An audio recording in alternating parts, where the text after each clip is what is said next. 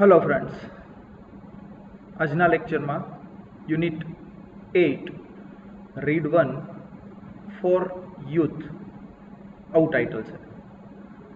એને આપણે ભણશું. બહુ સરસ મજાનો પાઠ છે. પરીક્ષા પૂરતો સીમિત નથી. વાસ્તવિક જીવનને ધ્યાનમાં રાખીને જે કંઈ વ્યક્તિના જીવનમાં જરૂરી છે એ પ્રકારનું માર્ગદર્શન, સલાહ, સૂચન આપતો એક પાઠ છે. જે કૃષ્ણમૂર્તિએ લખેલો પાઠ છે, સ્ટોરી છે, વિચારો છે, એમ કહીશ તો એ ખોટું નથી. જે કૃષ્ણમૂર્તિ કે જેમનો જન્મ 12મી મે 1895 અને એમનું મૃત્યુ 17મી ફેબ્રુઆરી 1986 રોજ થયું. ભારતીય હતા, ફિલોસોફર હતા, સ્પીકર, એક વક્તા હતા, એન્ડ રાઇટર, લેખક હતા. ખૂબ ઉચ્ચ કક્ષાના કહી શકાય તેવા લેખક અને વક્તા. હવે એના દ્વારા જે લખાયેલું હતું એ વસ્તુ અહીંયા આપણને સિલેબસના ભાગરૂપે આપેલું છે.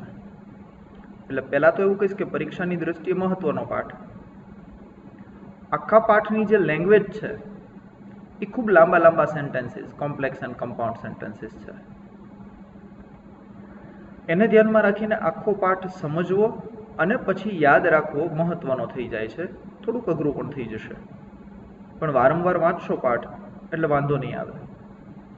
હવે આ પાઠના સવાલ જવાબને શોર્ટકટમાં એવી રિક્વાયરમેન્ટ રહેશે કે તમે અહીંયા જે શબ્દો વાપરેલા છે જે કૃષ્ણમૂર્તિએ, બને ત્યાં સુધી એ જ શબ્દોનો ઉપયોગ કરીને એ વસ્તુ સમજાવવાની કોશિશ કરો. તો ફ્રેન્ડ્સ, પાઠ શરૂ કરતા પહેલાં સલાહ આપી દઈશ કે વારંવાર આ પાઠ વાંચવો અને સમજવા માટે થોડીક તકલીફ પડે એવો પાઠ છે. એટલે પેન પેપર સાથે લઈ, ટેક્સ્ટબુક લઈ અને વિડીયો જોતી વખતે લાઇન ટુ લાઇન સાંભળતા જાઓ અને સમજતા જાઓ.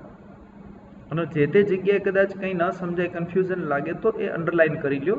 જ્યારે સ્કૂલ પર આવો છો ત્યારે એ વસ્તુ રૂબરૂ પૂછો કે વોટ ઇઝ ધીસ, આનો શું મતલબ છે. ઓકે ફ્રેન્ડ્સ, શરૂ કરશું. ફોર યુથ, રિટન બાય જે કૃષ્ણમૂર્તિ. અને ખરા અર્થમાં ફોર યુથ આવું કીધું એટલે યુવાનો માટે જ લખાયેલો આ lesson. It would like to discuss with you the problem of freedom. જે કૃષ્ણમૂર્તિ એવું કહે છે કે તમારી સાથે મને આ મુદ્દા વિશે ચર્ચા કરવી ગમશે. કયો મુદ્દો? Problem of freedom. આઝાદી તો છે, પણ એના જે કંઈ પ્રશ્નો છે, મુશ્કેલીઓ છે, આ મુદ્દા ઉપર તમારી સાથે ચર્ચા કરવી ગમશે. હવે શું કામ આવું કહે છે? તો કે ફ્રીડમ તો છે, પણ યુવાનોને ઘણી બધી જગ્યાએ એવું લાગે છે કે આપણને ફ્રીડમ નથી. અને એ ફ્રીડમ નથી એવું એને શા માટે લાગે છે એ વાત પણ આવશે. અને કઈ કઈ જગ્યાએ એ યુવાનોને અને આપણને બધાને એવું લાગતું હોય છે એ પણ અહીંયા વ્યક્તિગત સમજાવે છે જે Krishnamurti. It is very complex problem. બહુ જટિલ પ્રશ્ન છે. Needing deep study and understanding. Problem of freedom. આને સમજવા માટે એક ડીપ સ્ટડી, ઊંડાણપૂર્વકનો અભ્યાસ, એન્ડ અન્ડરસ્ટેન્ડિંગ, સમજણ જોઈએ. ફ્રેન્ડ્સ, જો તમારી અન્ડરસ્ટેન્ડિંગ અત્યારે તમારી જે ઉંમર છે એ પ્રમાણે ડેવલપ ન થયેલી હોય તો જે કૃષ્ણમૂર્તિએ લખેલું આ જે કંઈ છે એ તમને નહીં સમજાય, ઉપરથી જતું રહેશે. જેમ કૃષ્ણ ભગવાને અર્જુનને યુદ્ધ પહેલા ગીતોપદેશ સંભળાવ્યો અને સમજાવ્યો, તો અર્જુન હતા, બુદ્ધિશાળી હતા, જ્ઞાન હતું ખૂબ, પણ જે જીવનની વાસ્તવિકતાઓ હતી, નાની નાની બાબતો હતી, એ પોતે હજી સમજી નહોતા શક્યા. અમુક લાગણીવશ ભાવમાં આવી જતા હતા. એટલે એનો પ્રશ્ન હતો કે હું મારા સ્વજનો સાથે યુદ્ધ કરું, મારે નથી યુદ્ધ કરવું. અને પછી કૃષ્ણ ભગવાન એને જે સમજાવ્યું તો એ અર્જુનની અન્ડરસ્ટેન્ડિંગ હતી, એટલે કૃષ્ણ ભગવાને સમજાવ્યું. અને એટલે એ અર્જુન સમજી શક્યા, એટલે એ યુદ્ધ થયું અને યુદ્ધમાં ધર્મનો વિજય થયો. એ જ રીતે અહીંયા જે કૃષ્ણમૂર્તિ આપણને ફ્રીડમ સમજાવવા માગે છે, તો જો આપણી અન્ડરસ્ટેન્ડિંગ એ લેવલની હશે તો એ ફ્રીડમ સમજાશે. નહીતર શું થશે કે તમે આ આખો લેસન વાંચશો, સાંભળશો, સમજશો, પછી પણ પ્રશ્ન એવો થશે કે આમાં શું હતું ફોર યુથ. એટલે રિક્વેસ્ટ છે કે થોડુંક કોન્સન્ટ્રેશન અને અટેન્શન આપવું. જરૂર લાગે તો વિડીયો ફરીથી જોઈ લેવો અથવા તો પાઠ 2 વખત 3 વખત વાંચી લેવો. It is very complex problem needing deep study and understanding. We hear much talk about freedom. આપણે ઘણી બધી વાર ફ્રીડમ વિશે વાતો કરીએ છીએ. Religious freedom. ફ્રીડમ એટલે કઈ? કોને આ ફ્રીડમ કહેશું? રિલિજિયસ ફ્રીડમ, ધાર્મિક આઝાદી, ધર્મ પાળવાની. And the freedom to do what one would like to do. જેને જે કાંઈ કાર્ય કરવું છે એ કાર્ય કરવા માટેની આઝાદી. હવે અહીંયા આપણને પ્રશ્ન થશે, આઝાદી છે ખરી જેને જે કાર્ય કરવું હોય, પણ છતાં ઘણા બધા રિસ્ટ્રિક્શન્સ તો છે જ. તો એ ફ્રીડમ થોડી કહેવાશે? આ યુવાનોનો પ્રશ્ન હોય.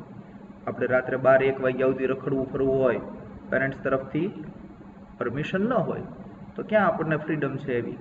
આવો પ્રશ્ન ઊભો થશે.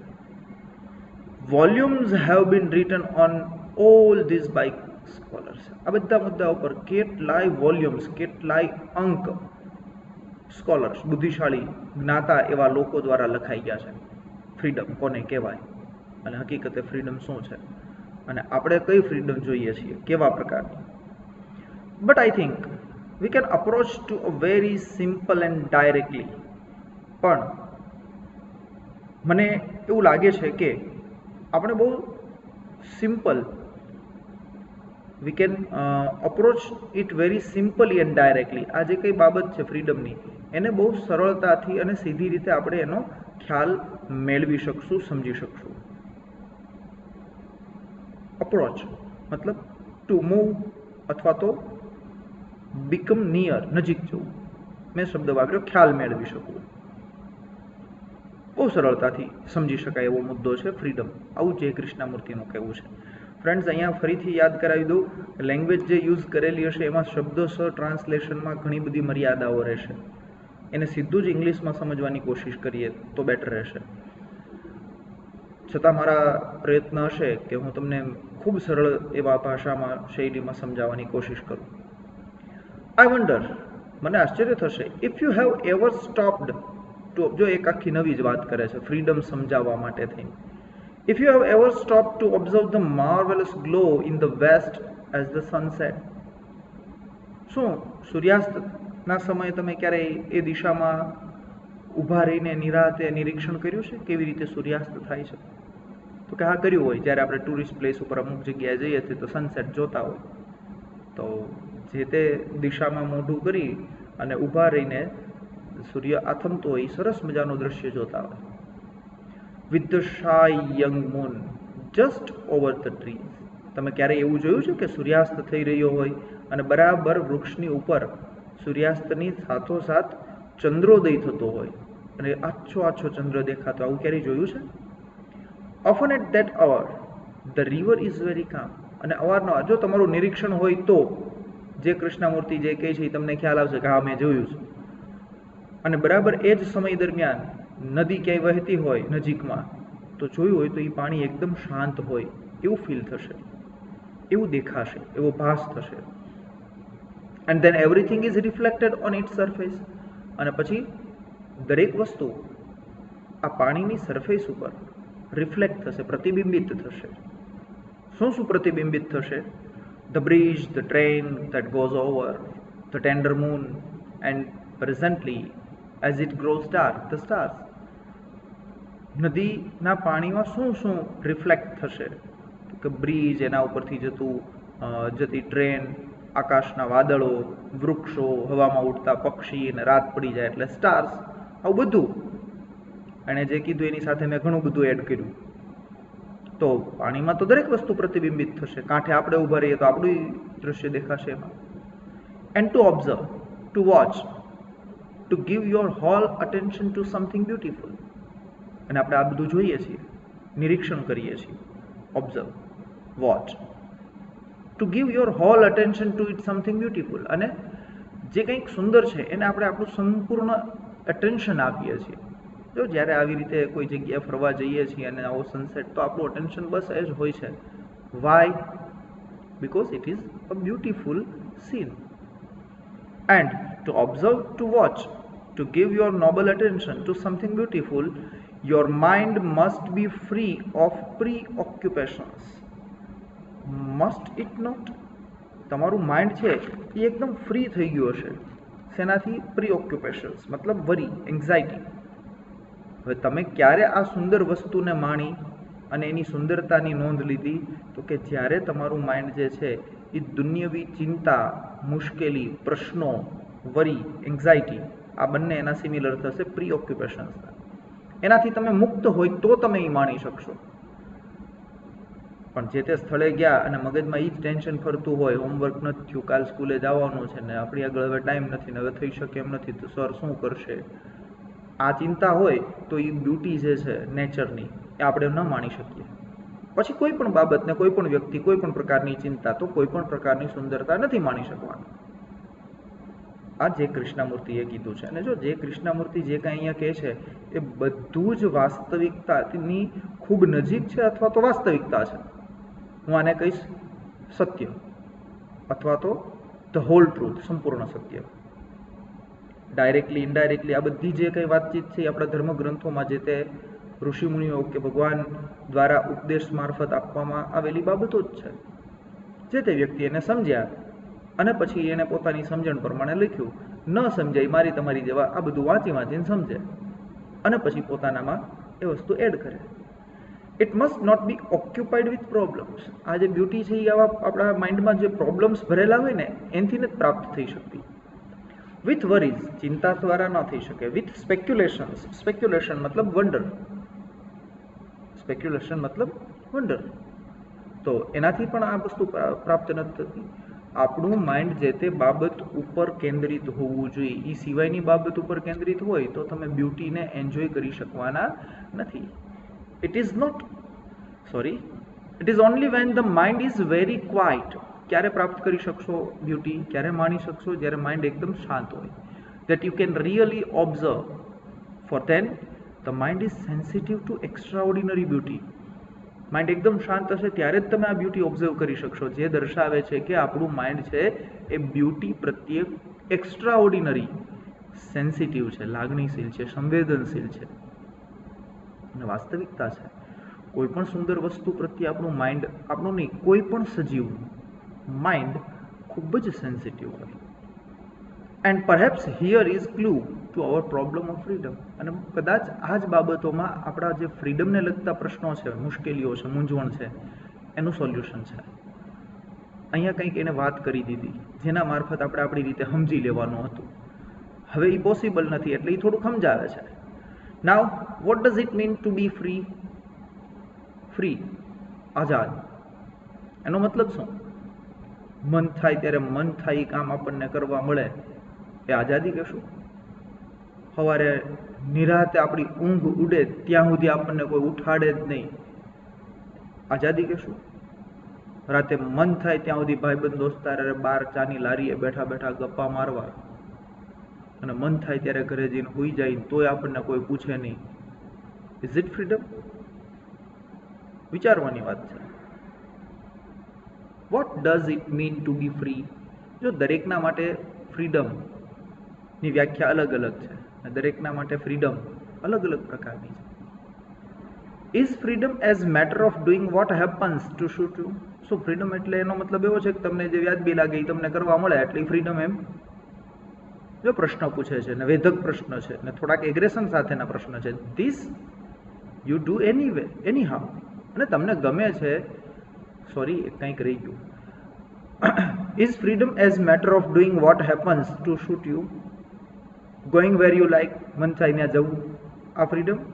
થિંકિંગ વોટ યુ વિલ, તમને જે ગમે એ વિચારો, એ પ્રમાણે બોલો, એ પ્રમાણે વર્તન કરો, શું આ ફ્રીડમ છે? This you do any how. અને આ બધી બાબત તો તમે ગમે એમ કરી શકશો, તો શું આને જ ફ્રીડમ કહેશું? merely to have independence, સ્વતંત્ર હોવું, સ્વાવલંબી હોવું. does that mean freedom? શું એનો મતલબ ફ્રીડમ છે? તમે સ્વતંત્ર હો, સ્વાવલંબી હો, એ ફ્રીડમ છે? ડિયર ફ્રેન્ડ્સ, બંને વર્ડ યાદ રાખજો, ફ્રીડમ અને ઇન્ડિપેન્ડન્ટ બંને અલગ છે. Many people in the world are independent. દુનિયામાં ઘણા બધા લોકો ઇન્ડિપેન્ડન્ટ છે. જ્યાં સુધી પેરેન્ટ્સ જીવિત છે ને, મારો વ્યક્તિગત અભિપ્રાય, ત્યાં સુધી આપણે ઇન્ડિપેન્ડન્ટ નથી. કંઈક ને કંઈક આપણે એના ઉપર ડિપેન્ડન્ટ છીએ. ઓકે, સંપૂર્ણ રીતે આપણે આપણી રીતે બિઝનેસ કરતા હોય, જોબ કરતા હોય, અને આપણું લાઈફને જે છે એના ઉપર પેરેન્ટ્સનો કોઈ જ કંટ્રોલ ન હોય તો ઇન્ડિપેન્ડન્ટ કહેવાય. તો શું એ જ ફ્રીડમ છે? Many people in the world R independent but very few R free. બહુ ઓછા ફ્રી છે. અને ફ્રી કોણ છે?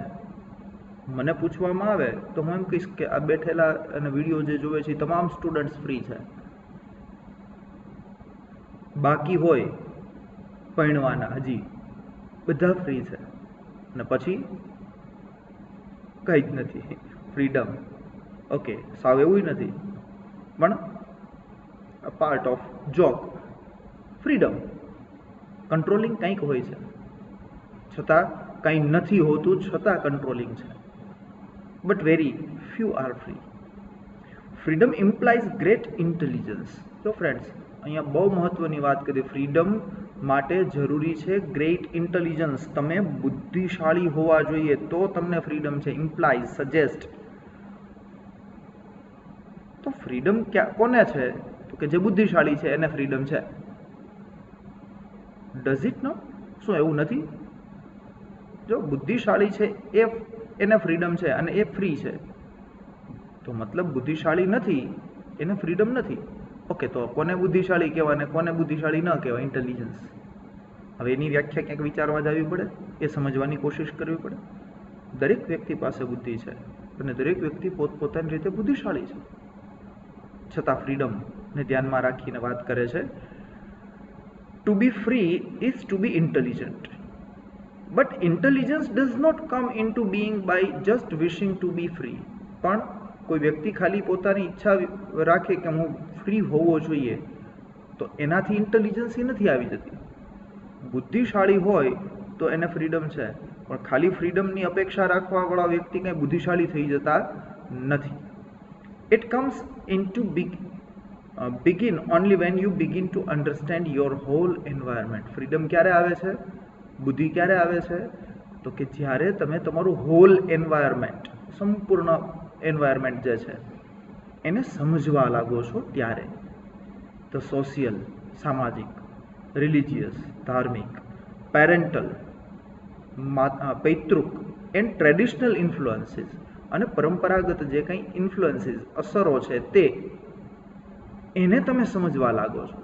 તમે તમારા પેરેન્ટ્સના ફિલિંગ્સ, ઇમોશન્સ સમજવા લાગો. તમારા જ્ઞાતિ, જાતિ, ધર્મ, એની જે કંઈ પરંપરા છે એને સમજવા લાગો. તમારા પર્યાવરણને સમજવા લાગો. તમારી સોસાયટી જ્યાં રહ્યો છો ત્યાં, અને જે શહેરમાં રહો છો, જે દેશમાં રહો છો, એ સમાજ, એને સમજવા લાગો છો ત્યારે તે that are continuously closing in on you. અને આ બધી વસ્તુ જે છે એ તમારા ઉપર ક્લોઝિંગ, કંઈક ને કંઈક એક બાઉન્ડ્રી ક્રિએટ કરી દે છે કે જેથી કરીને તમે મુક્ત રીતે તમારા વિચારો વ્યક્ત નથી કરી શકતા. જે તે જીવન તમારે જેમ જીવવું એમ જીવી નથી શકતા. હવે માઇન્ડમાં આવતું જાય, ઘણા બધા રિસ્ટ્રિક્શન્સ આવતા જાય. આપણા ધર્મમાં આ કરાય ને આ ન કરાય, આપણા ખાનદાનમાં આવું ન હોય ને આવું હોય.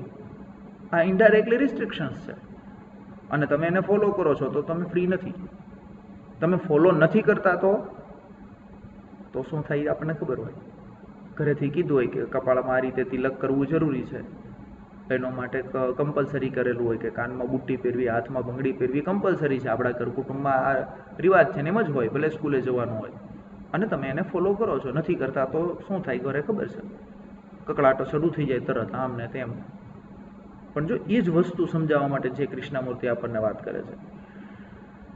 But to understand the various influences, the influence of your parent, જુદા જુદા પ્રકારની અસરો સમજવા માટે તમારા પેરેન્ટ્સની અસર. જો પહેલાં કૃષ્ણમૂર્તિ એમ કહે છે કે વ્યક્તિના જીવન ઉપર, આચાર, વિચાર, વાણી, વર્તન, વ્યવહાર ઉપર જુદા જુદા પ્રકારની અસરો છે, એટલે એ વ્યક્તિ ફ્રી નથી, આઝાદ નથી.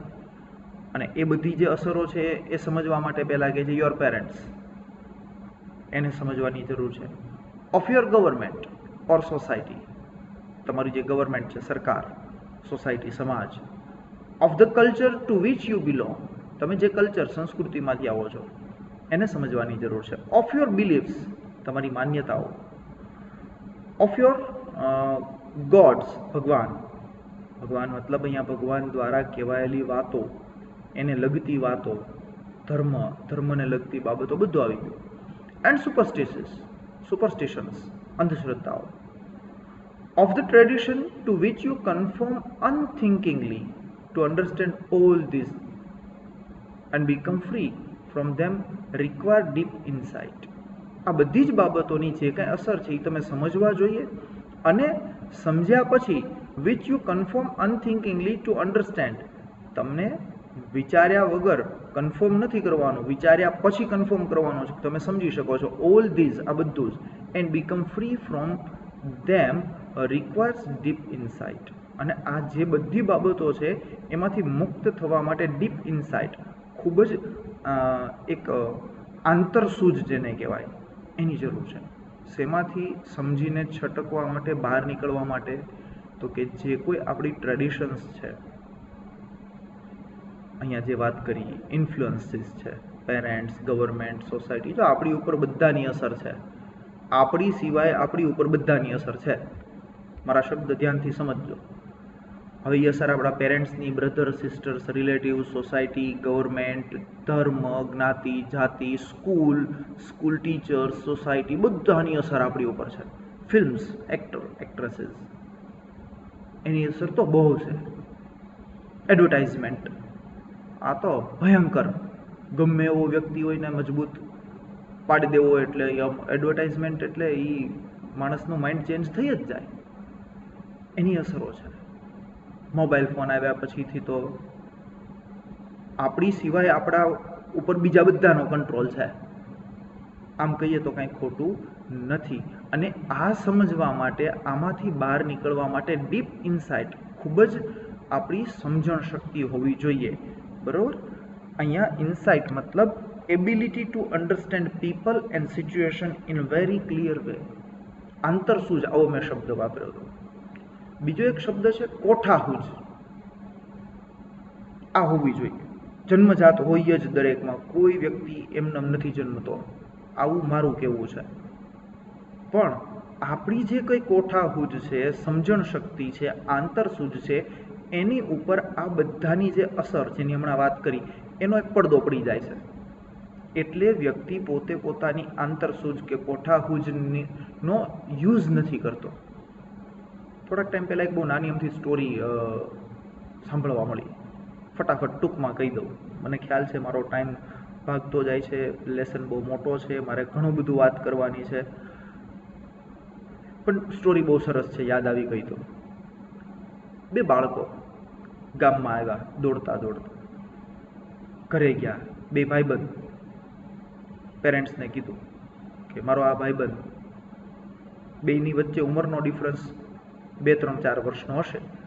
આવા બંને મિત્રો ઘરે જઈને એમ કીધું કે આ જે નાનો છે ભાઈબંધ, નાની ઉંમરનો, એ કૂવામાં પડી ગયો હતો, અને મોટો જે છે એ કૂવામાં પડી ગયો હતો, અને નાનો છે એણે મને બહાર કાઢ્યો. એટલે પેરેન્ટ્સે કાંઈ ધ્યાનમાં દીધું નહીં. એવું ન હોય, છોકરાઓ ખોટું બોલો છો. છોકરાઓએ બધાને કીધું. તો પેરેન્ટ્સ મૂંઝાણા કે છોકરાઓ કહે છે કે જે મોટો છે એ કૂવામાં પડી ગયો હતો, અને નાનો છે એણે મોટાને કૂવામાંથી બહાર કાઢ્યો તો એ પોસિબલ નથી. બે વચ્ચે ઉંમરનો તફાવત ઘણો છે, અને નાનો છે એ કંઈ મોટાને કૂવામાંથી બહાર ખેંચી શકે એમ નથી. ગાજતું ગાજતું ગાજતું ગામ આખામાં ગાજ્યું કે આ છોકરાઓ આવું કહે છે, બધા હાંસી ઉડાવે. આમ કરતા કરતા પેરેન્ટ્સ બંનેના સરપંચ આગળ પહોંચ્યા, અને સરપંચને કીધું છોકરાઓ આવું કહે છે. સરપંચ કે વાત સાચી છે. સરપંચ કદાચ થોડા ઘણા બુદ્ધિશાળી હશે. સરપંચ કે વાત સાચી છે, નાનો છોકરો છે અને એણે ઓલાને કૂવામાંથી બહાર કાઢ્યો છે. બધા કે સરપંચ તમને કેમ ખબર, અને તમે કઈ રીતે કહી શકો, તમને આ હતા? સરપંચે બહુ સરસ જવાબ આપ્યો. એટલું જ કીધું, ના, હું ત્યાં નહોતો ને, એટલે જ હું આ બાળકની વાત ઉપર વિશ્વાસ કરું છું કે આ જે નાનો છે ઉંમરમાં, એણે આ મોટાને કૂવામાંથી બહાર કાઢ્યો હશે. બધા આશ્ચર્યમાં પડી ગયા, કેમ સરપંચ આવું તમે કહો છો, કે તમે ત્યાં નહોતા એટલે જ તમને એની વાત ઉપર વિશ્વાસ છે? સરપંચ કહે છે કે જ્યારે એ બનાવ બન્યો, છોકરાઓએ કીધું એ મુજબ કે મોટો કૂવામાં પડી ગયો, ત્યારે આજુબાજુમાં ક્યાંય કોઈ જ નહોતું કે જે આ નાના બાળકને એમ કે બેટા તારાથી નહીં થઈ શકે. આવું કહેવાવાળું કોઈ જ નહોતું. અને એ બાળક છે એના માટે એ મિત્રને બચાવવો મહત્વનો હતો. એટલે એણે એની જે ડીપ ઇનસાઇટ, અંતરસૂઝ, કોઠાસૂઝ શક્તિ, બુદ્ધિ, એનો ઉપયોગ કરી અને જે છોકરો અંદર પડી ગયો છે એને બહાર કાઢ્યો. જો આપણામાંથી કોઈ ત્યાં હાજર હોત તો આ નાનો બાળક એ પોતાની બુદ્ધિ કે તાકાતનો ઉપયોગ ન કરી શકત. શું કામ? તો કે આપણે એને કહેવાના જ છીએ તારથી ન થાય. પણ આપણે નહોતા એટલે એણે એનું જે હૃદય અને મગજ કહે છે કે આ મારથી થઈ શકશે, લેટ મી ટ્રાય, એને ફોલો કર્યું. એણે એના વિચારોને ફોલો કર્યું એટલે એ પોસિબલ બન્યું. So this was the story. ક્યાંક મેં સાંભળી હતી, અત્યારે યાદ આવી ગયું એટલે વાત કરી. આવી ઇન્ફ્લુઅન્સીસ છે આપણી ઉપર. હવે જો ઇન્ફ્લુઅન્સીસ ન હોય તો સ્વતંત્ર રીતે વિચારીએ. જો ઇન્ફ્લુઅન્સ હોય તો જે કાંઈ વિચારીએ છીએ, કાર્ય કરીએ છીએ, ઇન્ફ્લુઅન્સને ધ્યાનમાં રાખીને આપણા દ્વારા થતું કાર્ય છે, આપણા દ્વારા કરવામાં આવતું કાર્ય નથી. જે કૃષ્ણમૂર્તિ આવું સમજાવે છે અને જે કૃષ્ણમૂર્તિ અહીંયા જે કાંઈ તમને લેસનના મારફતથી વાત કરે છે એ આપણા ધર્મગ્રંથોમાં લખેલી જેટલી બાબતો છે એનો એક સાર છે એમ સમજી લો. જીવનમાં ઉપયોગી જે કંઈ ઉપદેશ છે એ અહીંયા તમને મળી રહ્યો છે 11th અને 12th અને 12thના સ્ટુડન્ટ છો એટલે ઘણી બધી મારી વાત સમજી શકતા હશો.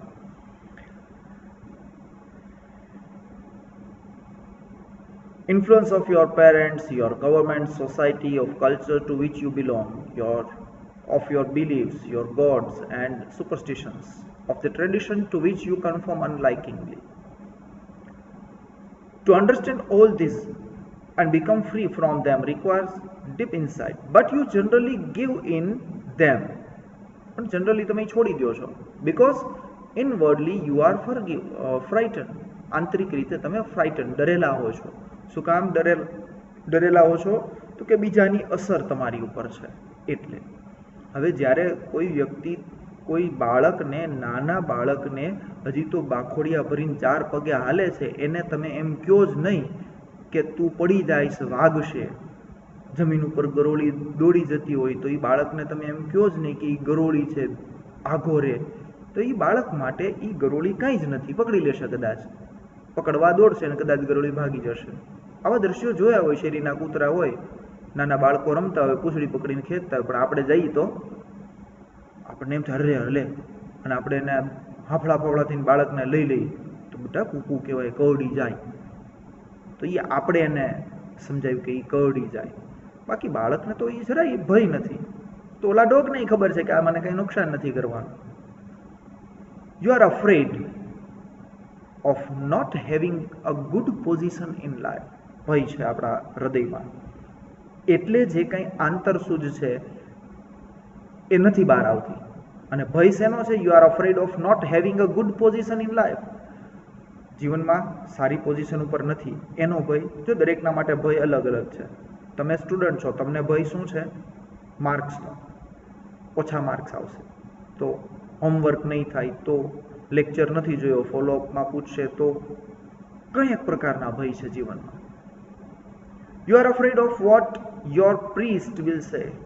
ઘણાને એવી બીક છે કે આપણા ધર્મનું પાલન નહીં કરીએ તો આપણા જે ધર્મના જે ગુરુ છે એ આપણને શું કહેશે.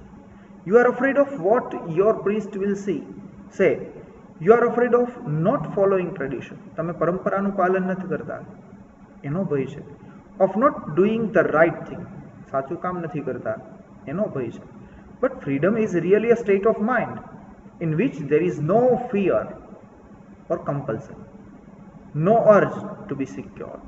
પણ ફ્રીડમ જે છે એ તો માનસિક બાબત છે. જો ભય છે તમારા હૃદયમાં તો ફ્રીડમ નથી.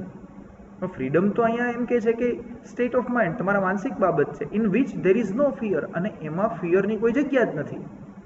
કમ્પલ્સન, ફરજિયાતપણું, એનું કોઈ સ્થાન નથી. જો ફરજિયાતપણું છે તો ફ્રીડમ નથી. શું કામ? તો કે ફરજિયાતપણું છે તો ફિયર છે. નો અર્જ ટુ બી સિક્યોર્ડ. આપણી જે કંઈ જગ્યા છે એ સિક્યોર છે કે નહીં એના માટેની કોઈ જ આપણને ઈચ્છા, લાગણી કે એવો ભય ન હોવો જોઈએ. Force, urge to B secure. આપણને જે કે પદ ઉપર છીએ તો એ આપણને વિશ્વાસ જ હોય, આપણે એમને રહેશું. એમાં ત્યાં ભય ન હોવો જોઈએ કે મારું પદ જતું રહેશે તો ઓકે, ભય છે તો ફ્રીડમ નથી. Don't most of us want to be safe. શું મોટા ભાગના આપણે બધા સેફ થવા નથી ઈચ્છતા? જે તે જગ્યાએ બહુ સેફટી સાથે આપણે આપણું જીવન જીવતા હોઈએ, આવું નથી ઈચ્છતા? ડેફિનેટલી ઈચ્છીએ છીએ. Don't we want to be told what marvellous people we are. શું આપણને ઈચ્છા એવી નથી થતી કે આપણે કેટલા માર્વેલસ, કેટલા સારા લોકો છીએ, વ્યક્તિ છીએ, આવું આપણે બીજાને કહીએ, દેખાડો કરીએ, આવી ઈચ્છા નથી થતી? How lovely we look. આપણે કેટલા સરસ દેખાઈએ છીએ, આવો દેખાડો કરવાની ઈચ્છા નથી થતી? થાય જ. ઓર vote extra ordinary intelligence we have. બુદ્ધિશાળી લોકો જે છે કે બધાય છે જ, પણ આપણને શું એવી નથી ઈચ્છા થતી કે આપણે આપણી બુદ્ધિનું પ્રદર્શન કરીએ કે હું આટલો બુદ્ધિશાળી છું? હવે પ્રદર્શન કરવા માટે એક્ઝામ છે અને એના માટે માર્ક છે, તો માર્કથી આપણે આપણી બુદ્ધિનું પ્રદર્શન કરીએ છીએ કે હું આટલો બુદ્ધિશાળી છું. ઘણા કામથી. આમ શું આપણે આવો દેખાડો નથી કરતા? અથવા તો આવો શો ઓફ નથી કરવાની ઈચ્છા થતી? ઓકે, થાય જ છે અને એ કરીએ છીએ. ઓકે, એમાં કાંઈ ખોટું નથી. પણ જ્યારે એવું કરીએ છીએ ત્યારે એની સાઈડ ઇફેક્ટ શું છે? આપણામાં ફિયર ડેવલપ થાય છે. ફિયર ડેવલપ થાય છે તો ફ્રીડમ હોતી નથી. શું કામ? તો કે જે તે વસ્તુના તમે ગુલામ થઈ ગયા. મને બીક હોય કે ક્લાસમાં કાયમ મારો પહેલો નંબર આવે છે ને હવે આ વખતની ટેસ્ટમાં પહેલો નંબર નહીં આવે તો તમે મુક્ત નથી, તમારામાં ફિયર આવ્યો. અને એ તમે પહેલો નંબર ટકાવી રાખવા માટેથી ખૂબ મહેનત કરશો, ખૂબ મહેનત કરશો, તો એ તમે પહેલો નંબર ટકાવી રાખવા માટે મહેનત કરો છો, નહીં કે તમે તમારી ઈચ્છા અને તમારા મનમાં જે આવેગો છે, બરોબર, જે મેળવવું છે એ મેળવવા માટે નથી કામ કરતા. મુક્ત રીતે કામ નથી કરતા. મુક્ત રીતે કામ કોણ કરે છે? તો કે જે બાળક ભણવું છે એ ભણે છે. ઓકે, નથી ભણવું એ નથી ભણતા, એને મુક્ત વાત નથી કરતું. ભણે છે પણ એ આવા માર્ક કે એની કોમ્પિટિશનથી ચિંતિત નથી. એને ખબર છે મારે ભણવું જરૂરી છે એટલે હું ભણું જ. 3 ઇડિયટ્સ જોયું, એમાં વાંગચુક વાળું જે કેરેક્ટર છે, આમિર ખાન વાળું, એ ફ્રી હતો, એને ટેન્શન નહોતું. ખ્યાલ આવે છે? ફિયર નથી તો ફ્રીડમ છે. Otherwise we would not put letters after our names. જો ભય ન હોત તો આપણે આપણા નામની પાછળ અમુક પ્રકારના લેટર્સ ન લગાડત જે આપણે લગાડતા હોઈએ છીએ. All that kind of thing gives us self assurance. અને આ બધી પ્રકારની બાબતો છે એ આપણને સેલ્ફ અસ્યોરન્સ, આપણને આપણી વ્યક્તિગત જાતને ખાતરી આપીએ છીએ કે હું આ જ છું. અ સેન્સ ઓફ ઇમ્પોર્ટન્સ. કંઈક ઇમ્પોર્ટન્સ આપણે આપણી જાતને આપીએ છીએ અને એનો આપણે એવો ભાસ ઊભો કરીએ છીએ અને આપણે વ્યક્તિગત સંતોષ પ્રાપ્ત કરીએ છીએ. Okay, good. We all want to be famous people. આપણને બધાને ફેમસ થવું છે. And the moment we want to be something. જો દરેકને ફેમસ થવું છે, આ તો ઈચ્છા છે જ, પણ જુદા જુદા ફિલ્ડમાં જુદી જુદી રીતે ફેમસ થવું છે. And the moment we want to be something. અને જે ક્ષણે આપણે કંઈક બનવાની ઈચ્છા રાખીએ છીએ ત્યારે we are no longer free. ત્યારે આપણે ફ્રી નથી, ફ્રીડમ નથી. જો મનમાં ઈચ્છા થવી, એને પણ અહીંયા જે કૃષ્ણમૂર્તિ એમ કહી દે છે કે એ ફ્રીડમ નથી. શું કામ? તો કે જે ઈચ્છા થઈ તો એ ઈચ્છાને પૂર્ણ કરવા માટે જે તે બાઉન્ડ્રીમાં રહીને તમે અથાગ પ્રયત્ન કરશો, તો એ બાઉન્ડ્રીમાં રહીને તમે કામ કરશો તો એ ફ્રીડમ તો ન જ થઈ. ઈચ્છા, તમે તમારી રીતે ઈચ્છા નક્કી કરો છો અને ઈચ્છા પૂર્તિ કરવા માટે કાર્ય કરો છો, તો જ્યારે ઈચ્છા પૂર્તિ કરવા માટે કાર્ય કરો છો તો એ ચોક્કસ બાઉન્ડ્રીમાં અને ચોક્કસ દિશામાં જ હોય તો જ ઈચ્છા પૂર્તિ થાય છે. બાઉન્ડ્રીમાં રહીને કામ કરો તો એ ફ્રીડમ ક્યાંથી કહેવાય? Please see this. મહેરબાની કરીને જુઓ. For it is the real clue to understanding the problem of freedom. અને અહીંથી તમને રિયલી એક ક્લુ મળશે કે પ્રોબ્લેમ ઓફ ફ્રીડમને સમજવા માટે. Whether in this world of politicians, power position and authorities, દુનિયામાં જે પોલિટિશિયન્સ છે, પાવર પોઝિશન્સ, શક્તિશાળી જે લોકો છે, આર્થિક રીતે કે બાવડાના બળેથી જે કંઈ શક્તિશાળી લોકો છે તે, ઓથોરિટી જે કંઈ જવાબદાર અધિકારીઓ છે, or in the so called spiritual world, અથવા તો જે કંઈ સ્પિરિચ્યુઅલ વર્લ્ડ છે, આધ્યાત્મિક દુનિયા જે છે કહેવાતી આધ્યાત્મિક દુનિયા. વેર યુ એસ્પાયર ટુ બી વર્ચ્યુઅસ, કે જ્યાં તમે એસ્પાયર મતલબ એમ અથવા તો પ્લાન, કે જ્યાં તમે વર્ચ્યુઅસ સદ્ગુણી બનવા માટેનું આયોજન કરો છો, લક્ષ્ય રાખો છો, કે જેમ તે વ્યક્તિઓની પાસેથી તમે જ્ઞાન પ્રાપ્તિ કરીને સદ્ગુણી બનશું. કેવા કેવા વ્યક્તિઓ પાસેથી? તો કે અહીંયા શબ્દ વાપર્યો છે noble, so called spiritual world. You aspire to be virtuous, noble વ્યક્તિ બનવું છે, સેન્ટલી સંત જેવા વ્યક્તિ બનવું. The moment you want to be somebody you are no longer free. જે ક્ષણે તમારે સમબડી કંઈક બનવું છે, કોઈક ના જેવું બનવું છે, you are no longer free. હું નક્કી કરી લઉં મારે મારા ફાધરની જેમ જ બિઝનેસમાં સક્સેસફુલ બનવું છે, then I am not free. મારા માટે બીજો કોઈ વ્યક્તિ આદર્શ હોય તો હું એને ધ્યાનમાં રાખીને નક્કી કરું કે મારે આવું બનવું છે ને એ પ્રમાણે આઈ એમ નોટ ફ્રી. શું કામ? તો કે જ્યારે હું આવું કરું છું ત્યારે હું જે તે વ્યક્તિની જ વિચારધારાની બાઉન્ડ્રીમાં બંધાઈને રહી જાઉં છું. મારા વ્યક્તિગત જે કંઈ વિચારો છે એ સ્ટોપ થઈ જાય છે, તો ફ્રીડમ નથી. But the man or woman who sees the absurdity મતલબ સ્ટુપિડિટી, મૂર્ખતા. But the man or woman who sees the absurdity of all these things and whose heart is therefore innocent. જે સ્ત્રી પુરુષો આવી જે કોઈ એબ્સર્ડિટી છે સમાજમાં, પોતાનામાં બહાર, એ જોઈ શકે છે. And those heart is therefore innocent, અને એને કારણે પોતાના હૃદય છે ઇનોસન્ટ છે, નિર્દોષ છે.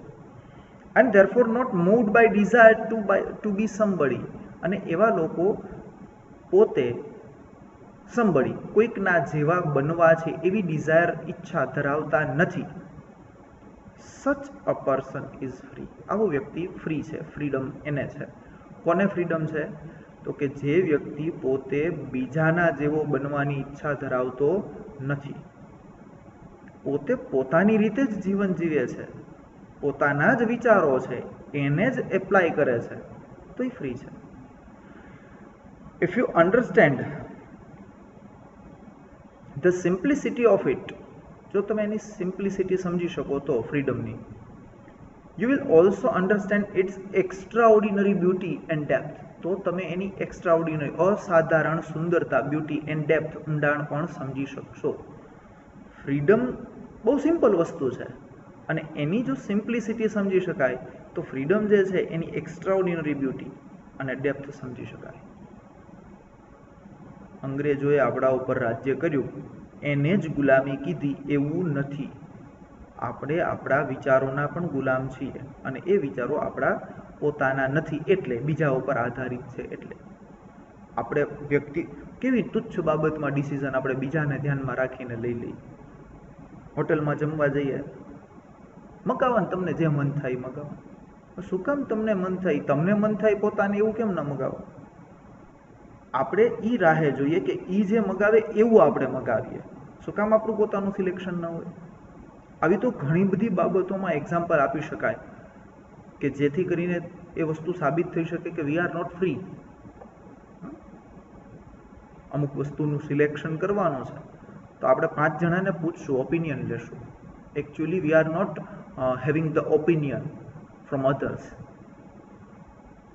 Actually we are not judging or we are not choosing the proper object or thing. That's why we are asking someone, please help me. અમુક વસ્તુ કપડાં લેવા ગયો, 2 જણાને પૂછે કેવું લાગે, તો તું નક્કી કરીને તને કેવું લાગે તારે પહેરવાનું, એને તો સારું જ લાગે છે. કાંઈ નહીં તો દુકાનવાળાને પૂછીએ, અરે ભાઈ એ વેચવા બેઠો છે એને સારું જ લાગે છે. તમારી ચોઈસ નથી, ફ્રીડમ નથી, ગુલામ છીએ વિચારોના, જે તે બાબતોના.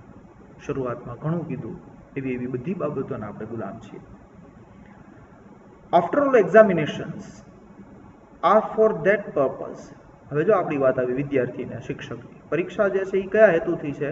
Two give you a position, એક સ્થાન આપવું. ટુ મેક યુ સમબડી, તમને કંઈક બનાવવા. એક્ઝામિનેશન એ તમારું મૂલ્યાંકન નથી, પણ તમે કેટલું યાદ રાખી શકો છો અને લખી શકો છો એનો એક માપ લેવા માટેનો રસ્તો છે. અને એના મારફત તમને જે માર્ક ને ટકા મળ્યા એમાં આપણે હાઈ હોઈ કરીએ છીએ. ઓકે, એના મારફત આગળનું એડમિશન થતું હોય એટલે એ હોવું જરૂરી છે, પણ અહીંયા જે વાત છે ફ્રીડમને ધ્યાનમાં રાખીને, એને ધ્યાનમાં રાખીને કહું છું કે આપણે એ પર્સન્ટેજને માર્ક્સ માટે હાઈવે કરીએ છીએ. After all examinations are for that purpose to give you a position. પરીક્ષા, એજ્યુકેશન શું અપાવે આપણને? ડિગ્રી. ડિગ્રી પછી ક્વોલિફિકેશન મળ્યું તો નોકરી મળી, નોકરી મળી તો પોઝિશન મળી. ટુ મેક યુ સમબડી, અને એના મારફત તમને કંઈક બનાવે છે. ટાઇટલ્સ, આપણને ટાઇટલ મળે છે. Position and knowledge encourage you. Position, તમને પદ મળે સમાજમાં, જ્ઞાન તમને પ્રાપ્તિ થાય, તો એ બાબતો encourage you to be something, કંઈક બનવા માટે પ્રોત્સાહિત કરે છે. ક્લાસમાં પહેલો નંબર નથી આવ્યો પણ ટોપ 10માં નંબર આવ્યો તો કંઈક બનવા માટેનું પ્રોત્સાહન મળ્યું. 10મો નંબર આવ્યો તો 9મો કેમ આવે કે 5મો કેમ આવે એનું પ્રોત્સાહન મળ્યું. Have you not noticed that your parents and teachers tell you that you must amount to something in life? તમે ક્યારે એવું ધ્યાન ન દીધું? તમારા પેરેન્ટ્સ, ટીચર્સ, હવે હું થોડુંક એડ કરી દઉં, બ્રધર્સ, સિસ્ટર્સ, રિલેટિવ્સ, આ બધાએ તમને કંઈક કીધું કે તમારે કંઈક બનવાનું છે. જન્મ થયા પછીથી આ ટોર્ચરિંગ શરૂ હોય બાળક ઉપર. આ બનવાનું, તે બનવાનું, ઓલું કરવાનું, પેલું કરવાનું. એટલે બાળકના માઇન્ડમાં એ 5મા 6ઠા ધોરણમાં હોય ને એ જ ઘૂસી ગયો કે મારે આ જ બનવાનું. શું કામ? ઓલું હેમરિંગ સતત થયા કરતું હોય. એટલે આ નોંધ તમે ક્યારેય કરી? એમ પૂછે છે જય Krishnamurti. Have you not noticed that your parents and teachers tell you that you must amount to something in life, that must be successful like your uncle or grandfather? ક્યારેક એવું કીધું હોય તારે તારા અંકલ કે ગ્રાન્ડફાધરની જેવું સક્સેસફુલ બનવાનું છે, તારે આમ બનવાનું છે, તું આવો હોવો જોઈએ. Or you try to imitate the example of sum hero. કેટલાક હીરો છે એના ઉદાહરણ લઈ અને તમે એને ઇમિટેટ, નકલ કરવાની કોશિશ નથી કરી? To be like the master, તમારા જે માસ્ટર છે, ટીચર છે, ગુરુજી છે, એના જેવા બનવાની શું કોશિશ નથી કરી? ધ સેન્ટ્સ, સંત છે જે તે ધર્મના, એને ફોલો કરીને એના જેવા સદગુણી બનવાની કોશિશ નથી કરી? So you are never free. અને જો આવું કર્યું છે તો તમે ક્યારે ફ્રી નથી. Whether you follow the example of a master, a saint, a teacher, a relative or stick to a particular tradition, તમે કોઈ પણ વ્યક્તિને ફોલો કરો, તમે તમારા master, saint, teacher, relative, parents કે પછી કોઈ પણ પ્રકારની એક ચોક્કસ ટ્રેડિશનને ફોલો કરો, તો it all implies a demand on your part to be something. તો આ બધી જ બાબત છે એ તમારા પક્ષે કંઈક બનવા માટેની ડિમાન્ડ ઊભી કરે છે. And it is only when you really understand this fact that there is freedom. અને આ વસ્તુ માત્ર ત્યારે જ શક્ય બને છે જ્યારે તમે ફ્રીડમ અને એની હકીકત જે છે એ સમજી શકો. And it is only when you really understand that this fact that there is freedom. Freedom જેવી કંઈક ચીજ વસ્તુ છે એવું સમજશો તો તમે આ સમજી શકશો કે તમે જે તે વ્યક્તિની ઇન્ફ્લુઅન્સમાં છો. હવે તમારા parents, brothers, sisters, teachers, friends, relatives, teachers, saints, masters, society, government, આ બધા છે, ઘણું બધું છે. હવે ફ્રીડમ વિશે જ ખબર ન હોય તો પછી આની અસરમાં છે એ ક્યાં ખબર પડવાની? The function of education then is to help you from childhood, not to imitate anybody. શિક્ષણનું મુખ્ય કાર્ય શું હોવું જોઈએ? જે કૃષ્ણામૂર્તિએ બહુ સ્પષ્ટ કહી દીધું, is to help you. શિક્ષણ તમને મદદરૂપ થવું જોઈએ ફ્રોમ યોર ચાઇલ્ડહુડ, તમારા બાળપણથી. Not to imitate anybody. શિક્ષણ તમને એ રીતે મદદરૂપ થવું જોઈએ કે તમે બીજા કોઈની નકલ તો ન જ કરવા જોઈએ. શિક્ષણ તમારી અંદર આ ઘુસાડવું જોઈએ. આગળ નથી ભણવું. હવે આજનો લેક્ચર અહીં પૂરો કરશું. શિક્ષણના માધ્યમથી તમે નીડર બનવા જોઈએ. તમારામાં કોમન સેન્સનો ડેવલપમેન્ટ થવું જોઈએ.